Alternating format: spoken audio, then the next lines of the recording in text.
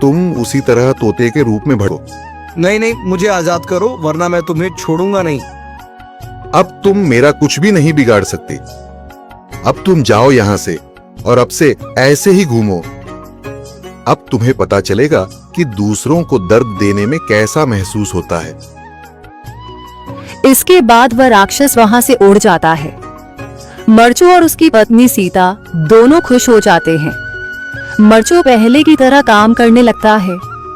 वह और उसकी पत्नी दोनों खुशी खुशी जिंदगी गुजारने लगते हैं।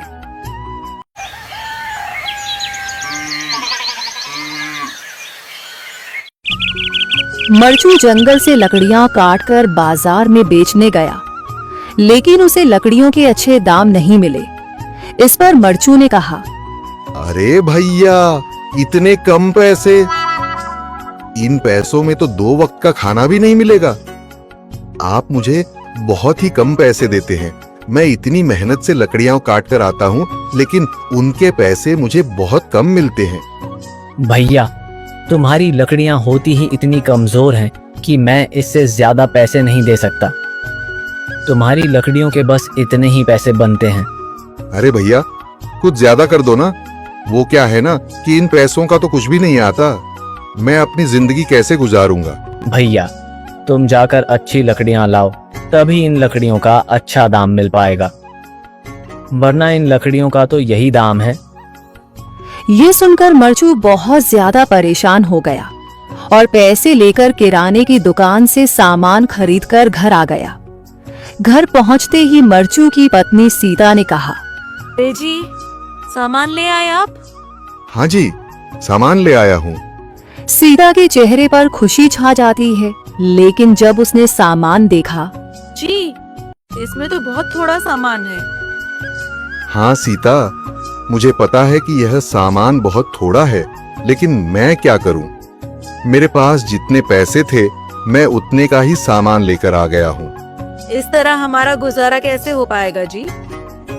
आपको तो पता ही है कि हम कितनी मुश्किलों से गुजारा करते हैं। हाँ हाँ, मुझे पता है, लेकिन मैं कर भी क्या सकता हूँ? मेरे पास इतने पैसे ही नहीं कि हम एक अच्छी जिंदगी गुजार सकें। इतनी मेहनत कर रहा हूँ, लेकिन फिर भी मेहनत का फल नहीं मिल रहा। इतनी मेहनत से अच्छी लकड़ी काट कर आता हूँ, लेकिन मुनासिब दाम नहीं मिलता। मैं तो बहुत परेशान हूँ। क्या करूं? कहाँ जाऊं? अरे जी, आप परेशान न हो, आप कोई और काम देख लें। मैंने कई बार काम तलाशने की कोशिश की, पर किसी ने भी मुझे काम नहीं दिया। ये सुनकर सीता भी काफी ज्यादा परेशान हो गई। मरचू से सीता की परेशानी नहीं देखी गई। उसने अपनी पत्नी सीता से कहा, मैं फिर से जंगल की ओर जा रहा हूँ। अरे जी, अभी मत जाइए ना, वैसे भी शाम हो रही है। आप कल चले जाइएगा, अभी मत जाइए। ठीक है, अगर तुम रोक रही हो तो मैं नहीं जाता। मैं कल चला जाऊंगा। इसके बाद मरचू गांव में घूमने के लिए चला गया। तभी उसे एक आदमी मिला और उसने कहा, कहाँ जा रहे हो भैया? और सुनाओ, क्या हाल चाल है? जिंदगी कैसे गुजर रही है? अरे भैया, तुम्हें तो पता है कि लकड़ियां काटकर कैसे गुजारा होता है। हाँ भैया, तुम सही कह रहे हो। और आसपास के जंगलों में अच्छी लकड़ियां भी नहीं है।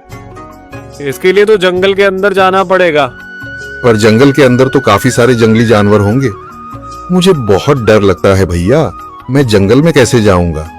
हाँ भैया, जंगली जानवर तो होंगे, लेकिन अच्छी लकड़ियां तो वहीं से ही मिलेंगी।